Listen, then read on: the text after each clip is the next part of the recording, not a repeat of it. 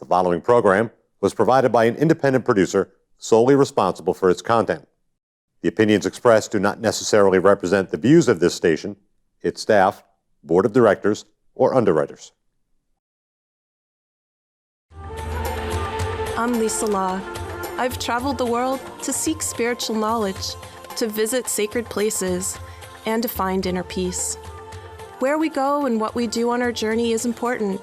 So are the people we meet along the way, the ones who support us, inspire us, and help us be more positive. I want you to meet these special people.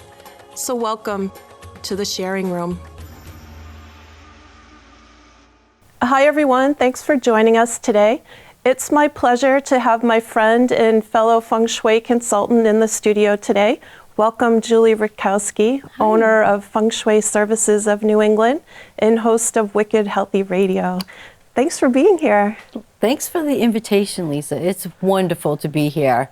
Well, and we're talking about both of our favorite things, Feng Shui and making our homes beautiful and relaxing and peaceful. And so would you like to tell everyone what Feng Shui is all about? Sure.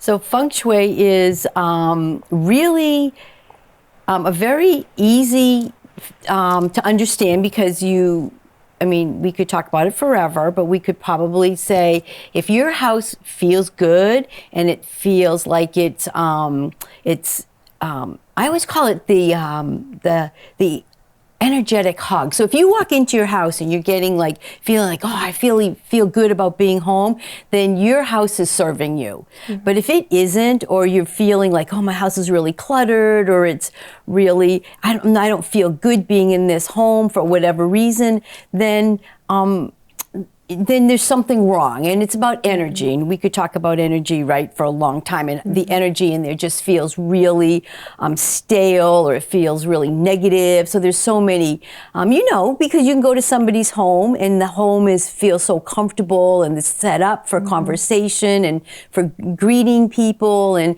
you think, wow, just feels really right. And there's other people whose homes maybe is a little different feeling to it,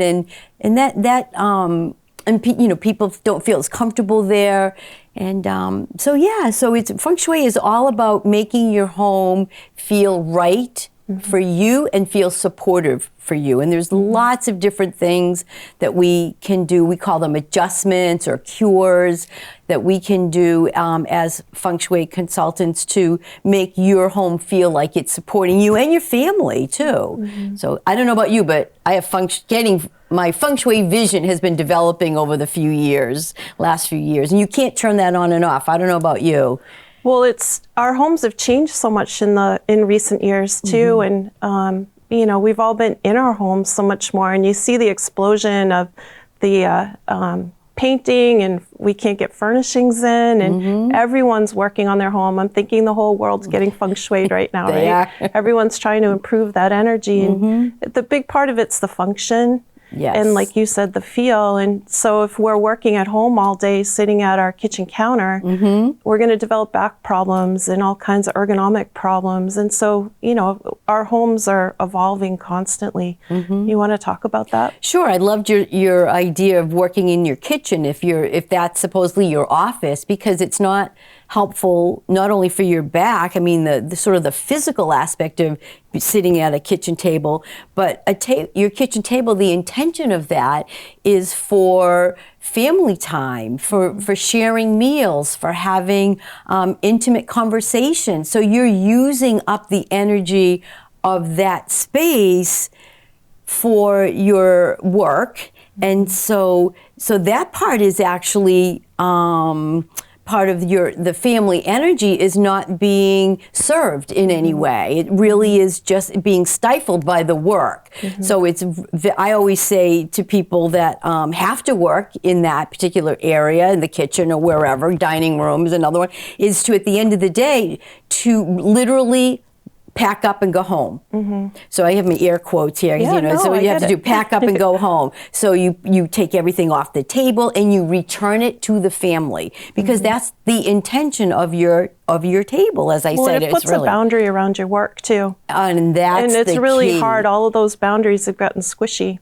And the same with working in your bedroom. It's really a totally different energy to work in your bedroom than sleep in your bedroom. That's right. Well, we know that your bedroom is only for three things: sleep, rest, and intimacy. And I think if a Feng Shui consultant could design their own bedroom, it would be a smaller room, right, with just a bed and 2 side tables, because a closet doesn't serve, it's holding clothes. But if somebody's trying to sleep, and the other one's trying to find out what to wear for the day, then it's a challenge. And also, it's another, having bathrooms off the bedroom is another challenge for energy. So yes, that's a very big challenge that folks are trying to work through now. Well, and so many people don't sleep. Don't a lot of your clients talk about not sleeping well? Oh my goodness. So sometimes that's where their Feng Shui journey starts. That's right, because if you don't sleep and you're not rested, how can you go through the rest of your day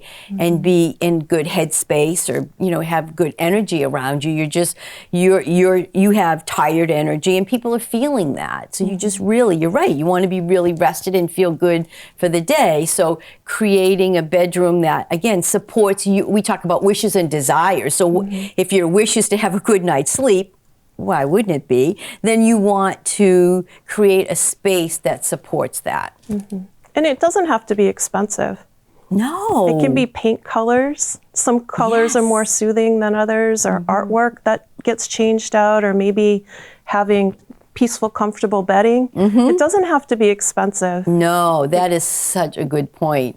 I love the book that's probably, if you know anything about Feng Shui or you're interested in it, Move Your Stuff, Change Your Life, because sometimes it's really just moving your stuff.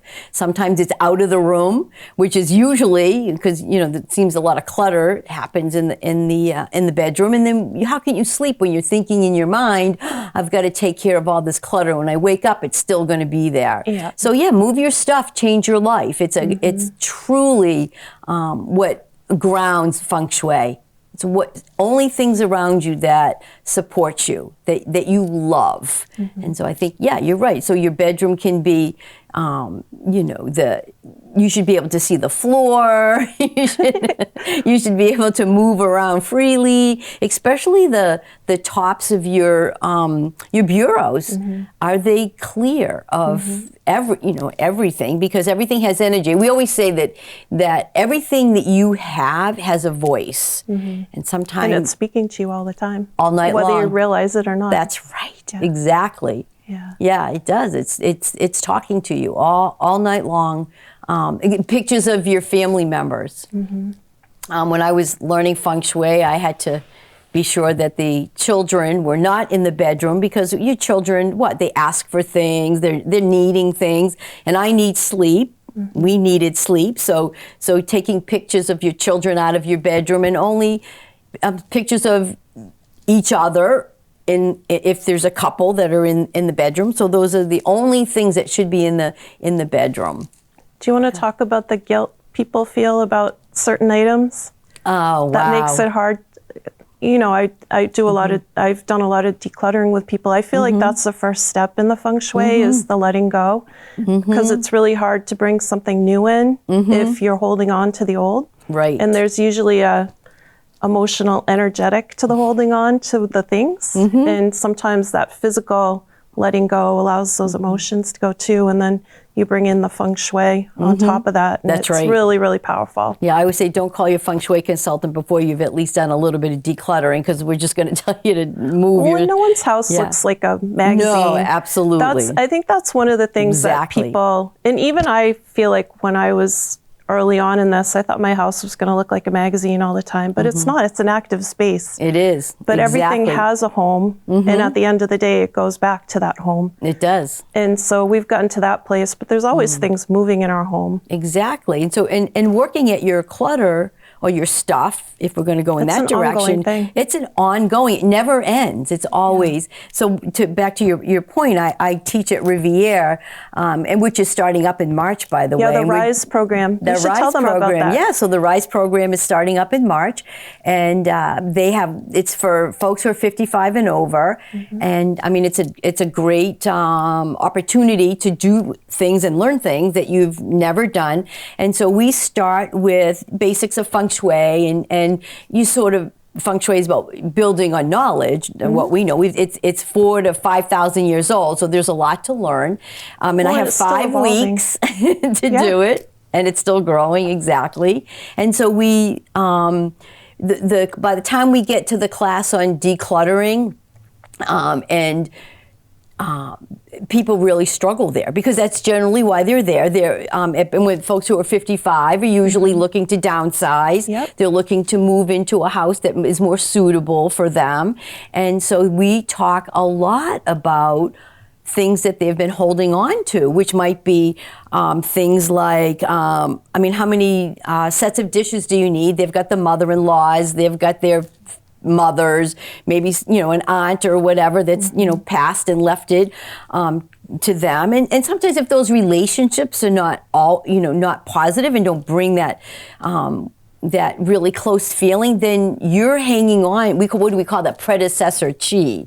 Hanging on to that energy that is not supportive to you. So we say it's okay to let those things go. Somebody else is going to enjoy them. Right. And you're just holding on to them, that stuff, the energy. So, and I always put up this little, I found it in the comics, and it's 2 guys and they're skeet shooting, and the little comment was, it's so nice that Grandma left us all these beautiful Hummels, and they're skeet shooting the Hummels.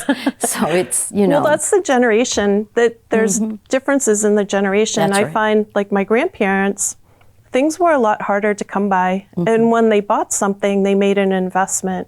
And part of when they purchased that, they're like, well, this can be so-and-so's down the line. And now things are so much easier to come by, and people want to change their styles so much that we don't want, some people don't want all the old stuff. And that's where it's important to have conversations with your family. Do you want this? And Early on. Yeah. And don't take it personally. That's one thing I've learned, is not to take anything personally if the kids don't want it. They just look at things differently. If my kids have the latest electronics and a pair of sneakers they like, they're pretty happy. That's right. They don't need as much. They want to be moving around, and it's just different. Yeah, so for some people who, exactly to your point, and when I say exactly what you just said, and I just frame it as your kids really don't want your stuff.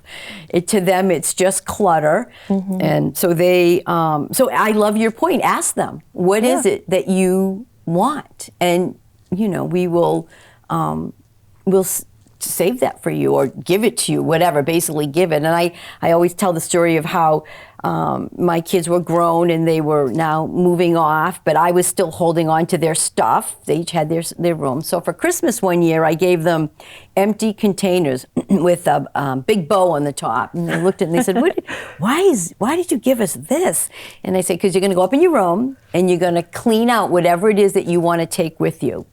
No questions asked. We weren't going to ask any, why aren't you taking this? And so they did, and off went their stuff and that they wanted. And it was pretty interesting what was left behind. And we were fine with that, because they filled the containers, and that was what we asked them to do. And then we, cleaned up their rooms, emptied them out, and then sold the house. Because that was the eventual It's a whole goal. process. It is. Yeah. It is. And they also had to admit to themselves that there was no place, there wasn't not going to be a home, but home wasn't where they grew up. Home was necessarily where about we the were. people. And the people, your family is. I feel like the kids want to leave a little piece of themselves at their home, though, don't you? That some of that the trophies and the different things are still there, because they want a piece of them there. That's right. Yeah, but it's right, but not so much that it's an overwhelming bit of energy. The energy is so overwhelming for that, because then the child, when they come home, then they revert back to being The kid again. The kid again. Get to That's go right. into their childhood bedroom and leave their dishes everywhere and their That's right. socks on the floor. Exactly. Exactly. So how did you get interested in Feng Shui? I don't think I've heard your story. My story for that? Well, my other life, I'm a nurse, and my story started where there's 4 nurses in this very tiny office, and we had, the school was for children with speech and learning disabilities, and they had a professional day. They had a speaker that was going to fly in and do a nice day-long presentation for the staff and the nursing department, and the person canceled. And so at the last minute, they asked people, would you help us with, talking about things that you do to relax? And so our nurse manager actually was a Reiki master, so she was able to get up and talked about Reiki, her Reiki practice, which was wonderful. We knew that, of course, and she also did a lot of work with crystals, which we actually did with the students too. And this other woman got up and talked about how she ran 10 miles a day because she was, she does the marathon every year, and we all thought that's not very relaxing. So, and then this woman got up and talked about Feng Shui, and I'd never heard about it at all. I had no idea, but when you went into her office, it always had a different feel to it. I mean, it was clearly a very well-defined, purposeful office. Everything in there was not a willy-nilly. The chair was purposeful, the desk. I mean, there was just things in there, and you always felt really comfortable being in there. And she gave us a little handout. And so the 4 nurses decided that, well, we are going to try to feng shui our office and using her little handout. And we did. And we noticed that the flow was, of course, the goal of the school nurse, this is probably not breaking news, but the goal of the school nurse is to get the child, the student, back to class. But they want to linger, right? So, our goal is to get them back. So we reworked our office so that there was more stations, and that they had you came here, and then we had 2 doors, and we made one door the entrance and one door the exit. It was very, again, purposeful what we did. And so we realized that it was working. The students, they came in, they got their medicine, or if they had a bump or a bruise, they sat with us for a little while, and then they were more than happy to go back to class. So I thought, wow, this is kind of fascinating. And I did my own research, bought a few books, like everyone does, Move Your Stuff, Change Your Life, Feng Shui for Dummies. There's a great one. And that's actually a good one. It's my Feng Shui favorite. For Dummies. Yep. And so we, and then I just started to realize there are programs out there to learn how to do this. So my program was in Connecticut at the Feng Shui School of New England. And so that's where I went. And then I followed up because there's always learning to do. And so then now I work with a master in New York. One of the particularly, we can talk about different types of Feng Shui, but the type of Feng Shui that I think you practice also has a founder who, and one of his proteges runs this particular master's program. So I attended her master program. So you touched on it. Yeah. There are a lot of different types of Feng Shui, and I think that creates some of the confusion for someone who just Googles Feng Shui and starts trying to study it on the internet.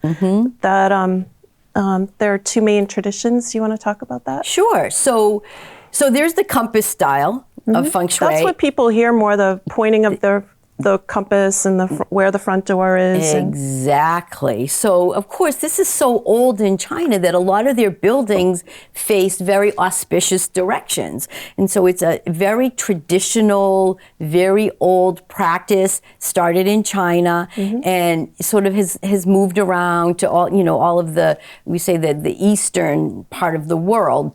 And it's picked up some traditions and some customs along the way, but it doesn't always apply. And it's also very directional, like using the compass. So based on the date, it's very time related, based on the date that you were born. Astrology. And the time, the day and the time that you were born. So, and from that, they gather lots of information about what is your best, most auspicious direction. So the way your bed, your desk, the door of your home.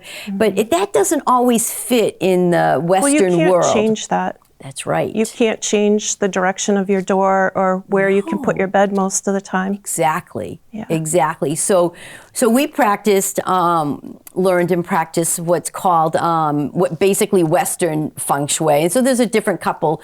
BTB is a name. There's different names for it, but Western Feng Shui, and there's no directions involved in it at all. We use our compass is actually called a bagua. So our bagua is basically the compass that we use, and that we focus on your front door. And we say right from the get-go that your front door is the mouth of chi. So chi enters into your front door, and that's how it starts to flow around your home. But if you're not using your front door, so all your... Or if your front steps are broken or your That's front right. door is broken, That's right. or you can't get in and out, then that doesn't allow that free flow of energy. Exactly. Or people. That's right. Or exactly. Yeah. Yep. Or people, which is, the whole idea is to gather good chi and move that Which into is life your home. force. I think of it as the breath of your home. It is. Chi is the breath of your Yes. home. Just like in yoga, we're cultivating that prana. And in acupuncture, we're getting everything to flow. And in the feng shui, it's like the acupuncture for your home. Exactly. Getting everything to flow in a harmonious way. Yep. You're exactly right. And it starts at the front door. So that's, moving the energy from there. Is really, and so that's how we start. And then we look at floor plans and look for what's going on. And so everybody's house has a story. And a lot of times the story doesn't match their wishes, their desire for whatever it is they want in their life for themselves or their family. So if it doesn't match, then we work at trying to help adjust the environment, adjust the chi, so that will actually happen for them. Yeah. A job, is a big one. And if your career area is generally where your front door is. So again, opening that front door, using that front door once, twice, 3 times a day is so beneficial to your home. I mean, you still have to walk around to the front of the house if you're parking in the driveway, but for the most part, using that front door is probably the best thing that you can do for your house and for you, for your home and you. Well, or putting something out there that you have to take care of every day, like a plant, or filling a bird feeder, or changing a bird bath, or something that it reminds you to use your front door. Yeah. Because in the Northeast here, we use our back doors. We do a lot of times, but or our garage. Yes, exactly. And so then we're bringing all of that energy into the home. Yes, and we're where your car, sometimes that can be more toxic than what you want. So it's fine. We always say in New England, it's fine to use those doors, but you should always once a day at least go out to use the front door to go get your mail. And a lot of what we do it for intention. Always. So with the feng shui, we're opening our front door to cultivate that positive energy. We're opening our front door, and it's like we're opening ourselves up for that positive to come to us. That's right. And so that's why we're always, and you mentioned it with your nurse office, everything was done with intention. Yep. And so, if we're working from home, then we set up a spot to cultivate the energy of our job. That's right. Or we clear the table at the end of the day, like you talked about, to cultivate that family gathering energy. Exactly. Or we beautify our bedroom to make it a peaceful haven to sleep at night and for romance. That's right. And so all of that is done with intention. And we help guide people. We sit down and we talk with them and we say, what are your goals right now? How is your home working? How is it not working? How do you want the energy to start flowing? And then we start making suggestions based on where they are and what we observe, and then the suggestions that we make. That's everybody's different. And that's the fun of it.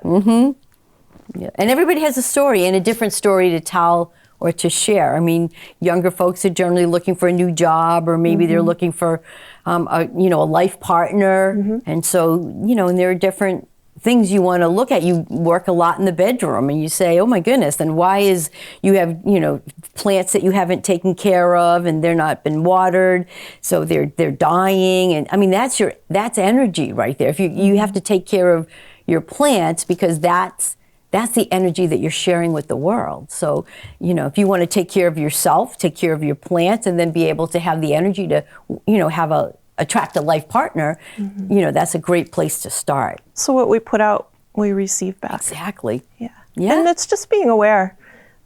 Every home, people usually know that there's something not feeling quite right in their home or not working for them, but they don't always know how to fix it. And that's what I love about Feng Shui is we come in with a bag of tools. That's right. And some of the tools are thousands of years old, and I love that. But you talked about how here in the West, it's evolved, and it's evolved to fit our culture, and it's evolved to fit our lifestyle. And I had the opportunity to study in China with some Feng Shui masters there, and they love the Western approach. They said it makes so much sense for us to have evolved it to fit our landscape, to fit our lifestyle, and to fit our philosophy.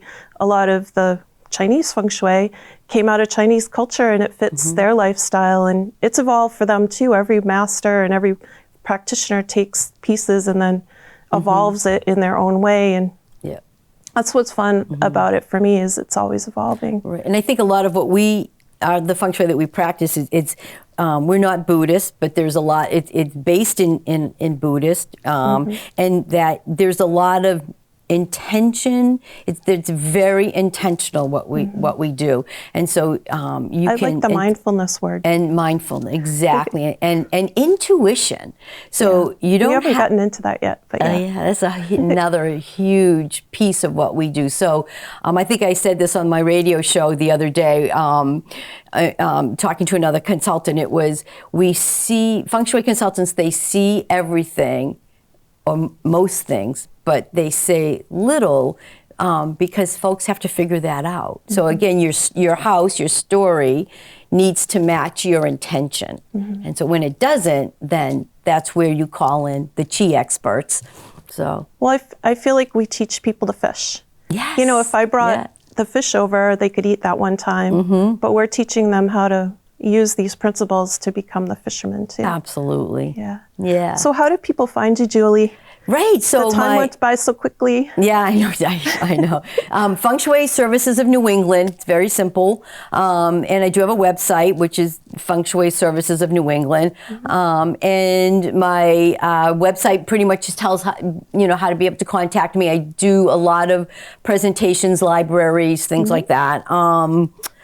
And you have your RISE program. I have the RISE program. Circles of Wisdom is another one. And that's an online Zoom. Actually, both of them are online Zoom. So they will be starting up. One of them will be this in March. So both of them are coming up in March. And it's fun. We go right through beginnings of Feng Shui and we try to personalize it. So yeah. And you have a radio show. People can find you on WSMN on Monday afternoons at 2:30. It's called Wicked Healthy Radio, which of course, fits all my worlds all kind of merged. And there are a lot of Feng Shui people on her show, which is great. Yes, I love it. So thank you so much for being here. It was really wonderful, and good luck with your classes. Thank you. I look forward to having you on again. Yeah, I hope so.